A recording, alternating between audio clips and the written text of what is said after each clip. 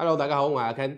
嗱，今日咧就開啟我哋嘅中伏系列啦。呢條影片咧好長，但係咧非常之有用，關乎你未來5到10年嘅買樓計劃。認真聽下，會對你有幫助嘅。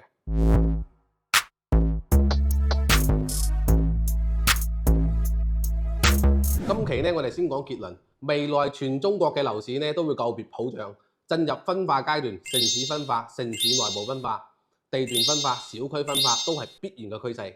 過去你眯埋雙眼買樓賺到錢都係靠運氣嘅啫，接落嚟咧已經到咗擘大雙眼買樓都會蝕錢嘅時代啦。首先，你買錯樓嘅機率咧係非常之高嘅，有好多城市、好多板塊投資嘅價值咧已經唔大㗎啦。其次係你買錯樓嘅代價咧係非常之大嘅，由於好多城市咧目前購買力咧已經係明顯下降㗎啦。如果你買錯樓，日後轉售或者置換嘅時間成本咧係非常之高嘅。仲有好多城市咧，資產流動性咧好差。你買錯之後咧，只能夠咧係斷臂求生，而一啲不良資產咧就係請神容易送神難。所以市面上咧有啲房產真係掂都唔好掂啊！咁阿 Ken 咧今日咧就同大家講下以下呢幾類房產喺未來咧係會越嚟越貶值，越嚟越唔值錢嘅。咁我具體咧分咗5大類同大家講講。咁我講完其中一啲道理咧，我諗你會明白嘅。大家有啲咩唔同嘅意見亦都可以打喺評論區嗰度。好啦，第一類就係旅遊地產衝動是魔鬼呢5個字咧喺旅遊地產上面咧係體現得淋漓盡致㗎。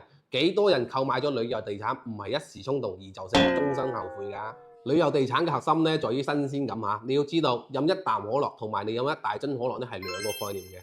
鄉村一日遊同成世人喺鄉村咧係兩種感受。你覺得環境好係因為你從來未去過，全部都係新鮮感。你都未嚟得切睇到佢嘅缺點，你就已經翻咗去啦。咁房地產嘅價值咧就在於地段，地段嘅價值咧就在於配套。邊一個旅遊地產係會有好完善嘅配套㗎？周邊冇商場，冇大型嘅超市，更加唔會有完善嘅醫療配套。旅遊地產咧大多數喺荒郊野嶺或者喺海邊，地產商咧攞地咧全部都係幾千畝、幾萬畝咁樣攞，10年8年都賣唔晒啦。我哋舉個例子，就可比惠州嘅海景房、桑月灣啦、順寮灣啦、十里銀灘啦，呢啲海景房咧喺賣嘅時候咧，開發商嘅廣告咧都係鋪天蓋地嘅。但係你而家揾一個似樣呢個配套出嚟係冇嘅。天熱嘅時候去海邊咧，你會見到嗰啲配套好似好多咁，但係呢啲配套咧都係用嚟服務遊客嘅。咁到咗夏季一過去嘅時候咧，呢啲地方連鬼影都冇因為冇人，邊度會有配套仲有入住率真係低得可憐喺呢種情況下，你一個唔小心咧就會落搭㗎啦。呢啲屋基本上係會爛喺你自己嘅手上嘅。咁何必要同銀紙作對呢？我最合心要同大家講啦，如果你真係覺得呢個城市個海景房咧係幾好嘅，咁你不妨咧就住酒店一段時間，先考察一下，了解到真實嘅情況之後咧，好唔好你再決定買唔買。如果唔好嘅，你就即刻換地方。你冇必要咧通過旅遊，通過一個短期嘅時間停留，就貿貿然去做一個決定。因為買樓咧，從來都唔係買一鋪白菜，千祈唔好做咗決定之後咧，先至嚟後悔，否則嘅話，連神仙咧都救你唔到第二個就係小產權啦，我哋先睇一條視頻。江景花園位於江夏村入邊，一共5棟樓236戶，大部分居民都係2010年入住嘅。集資建房的名義買了這個房子，然後呢，上面的產權是70年的小產權房。當時是宅基地的證，只有一個證，我們都是複印件的。居民出示咗一份見證書，上邊寫住合資建房協議書，甲方陳某利有償租賃江夏村第4經濟合作社嘅一塊宅基地，租賃70年土地使用權，願意同合作建房者喺呢一塊地共同出資合建樓房。到現在為止，就是到7月2號為止，是沒有任何人來說我們是違建的。就是從7月2號那天，忽然就是來了一幫人。每一層樓每一個牆面都是給我們寫了一個大大的拆字，然後呢就貼了一個告示給我們，說限我們半個月之內全部要搬走，沒有任何的賠款的條例，沒有任何的賠償的協議。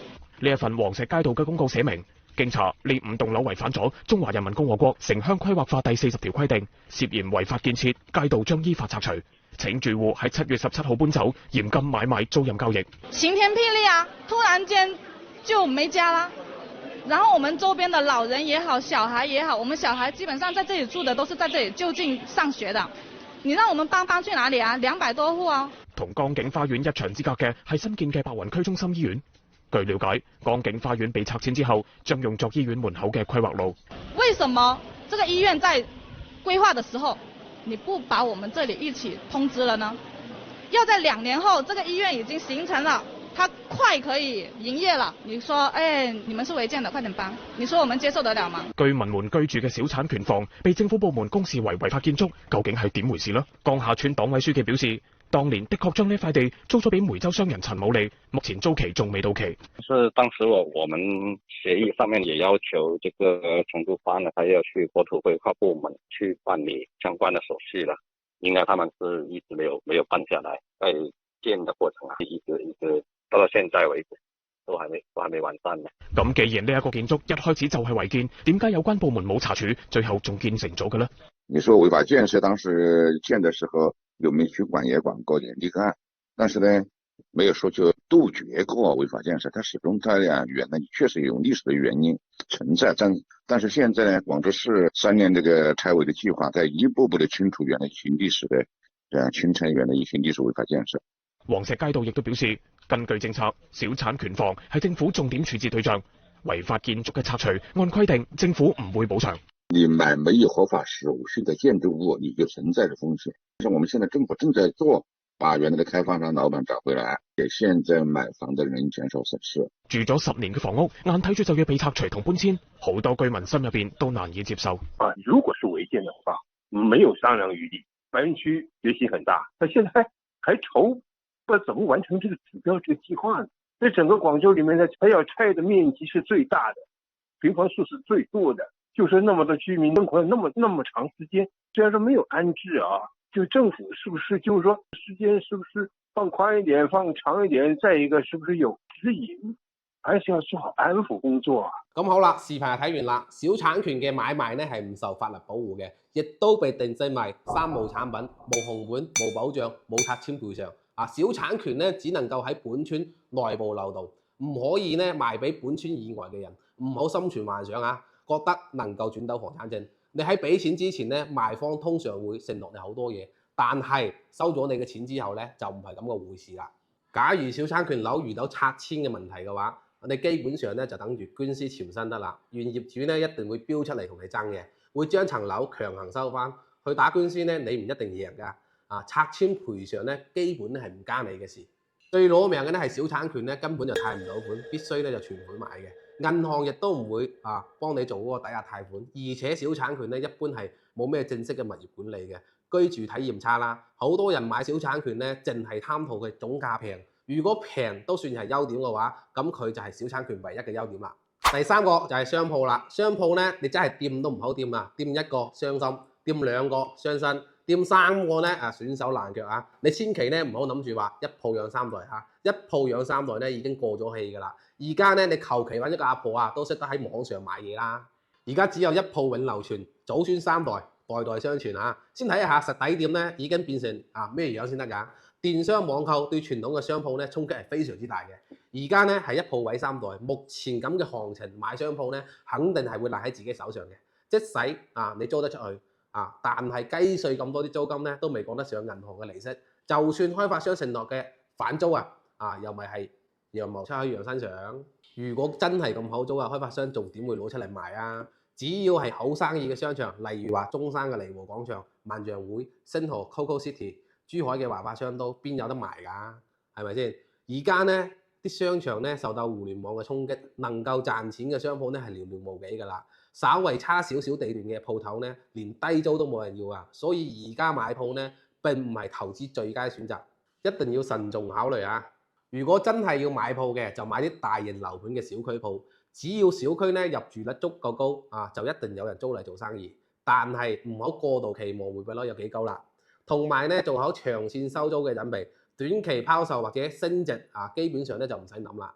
第四個就係嗰啲3、4、5、6、7、8線城市嘅縣城樓趨勢好重要，人口流動呢就係一個好大嘅趨勢人往高處走，水往低處流。目前中國3、4線城市嘅年輕人，每年畢業嘅大學生呢，都仲係繼續往大城市流動嘅。人口一定係往大城市集中嘅，例如日本總人口嘅話1.2億但係東京都市圈呢已經超過咗3500萬人居住啦，1/3嘅日本人扎堆喺東京。你再去睇一下任何一個發達嘅國家，城市化進程呢到咗最後一定會係咁樣嘅。大城市呢會集中資源，細城市會逐漸沒落而家呢我哋國家呢城鎮化先進行得60%，仲有幾十年時間。你買咗一個3、4線城市嗰啲縣城樓，將來你想賣嘅時候，邊個嚟接盤呢？年輕人咧都往嗰啲教育更好、醫療更好、收入更高嘅大城市集中啦，留翻啲老年人。請問你要賣俾邊一個？阿 Ken 並唔係話一定唔可以購買呢類型嘅房產嚇，但係你買嘅時候要做好心理準備啦。日後賣並唔會有升值空間，甚至乎咧以更低嘅價格出售。第五就係啲樓破舊啦，雖然有啲樓破舊，老城區咧仍然係好吃香嘅，但係呢啲老城區咧係屬於開放式嘅社區，唔係封閉式管理嘅，而且周邊嘅配套咧係比較方便嘅。咁點解呢啲樓破舊仲存在呢？講白咗一方面咧就係我哋國家唔需要大拆大建啦，而另外一方面咧亦都係拆唔起因為而家市中心嘅地皮咧太貴啦，咁開發商又係缺錢嘅。邊個仲有咁多錢做一個拆遷賠償呢？係咪先？咁呢啲樓破舊，你短暫過渡一下咧，問題係唔大嘅。但係如果你買落嚟諗住咧長時間退休居住但凡你有咁嘅思想，咁你一定係中大伏噶啦。因為呢啲老城區嘅住宅咧，未來一定係會變成貧民窟嘅。咁好多人係唔信嘅嚇。但係我一定要話俾大家知，雖然表面上你睇落去好似係好方便咁，但係老城區亦都隨住時間嘅一個推移，房屋嘅一個建築質量咧都係會變差嘅，例如話設施老化啦，供水供電嘅系統老化啦，排水唔順暢啦，咁呢一類問題喺未來嘅話一定係難以得到改善嘅。咁呢啲樓破舊未來需要持續使錢去做維護嘅。咁問題就嚟啦，呢啲錢究竟邊個嚟出呢？同埋居住體驗感咧亦都會持續下降嘅。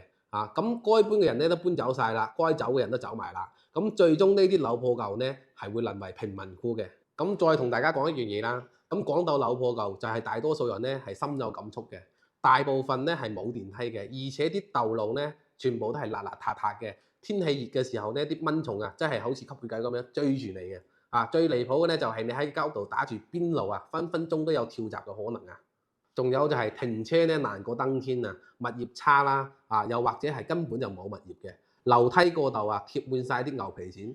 咁呢啲房屋喺未來嘅話，只會係越嚟越貶值咁你想賣嘅時候，根本係冇人接盤嘅。最後，當房屋需要維修出錢嘅時候啦，咁呢啲所謂嘅物業管理公司咧，跑得比世界冠軍仲要快如果大家聽我講完，都依然仲係要去買嘅話，咁恭喜你成為年度最佳幸運兒啦。好啦，最後阿 Ken 分享一下我從事10年地產總結出嚟嘅一啲心得。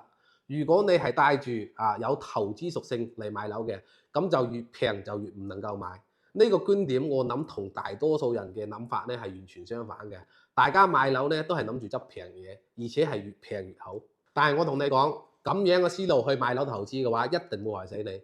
決定樓價嘅絕對唔係水泥沙，亦都唔係鋼筋混凝土更加唔係層樓嘅形狀同埋空間佈局而係層樓坐落嘅位置，即係地段地段位置非常之關鍵我哋打個比喻，如果可以出一個房產證俾咗一嚿磚頭，咁呢一塊磚頭掉喺荒郊野嶺嘅話，可能1分都唔值。如果放喺北京嘅金融街呢，咁佢就價值連城啦。咁呢塊磚頭呢，自身就冇發生任何變化嘅。賦予呢嚿磚頭嘅價值呢，係呢嚿磚頭嘅下面呢塊土地。好啦，以上純屬我個人嘅見解。如果覺得有用嘅，俾個 like 阿 Ken 如果覺得冇用嘅，都醒個 like 俾阿 Ken 啦。冇用都睇咗10幾分鐘啦。最後希望大家睇完呢條影片呢，如果覺得係有收穫嘅，可以留言翻支持2個字咁阿 Ken 呢要做一個數據統計，睇下有幾多觀眾朋友呢係想聽呢一種類型嘅題材。如果大家都係支持嘅話，認為有幫助嘅，咁我下一期呢會繼續出一啲買樓避坑嘅教程俾到大家。我哋下一期見啦，拜拜。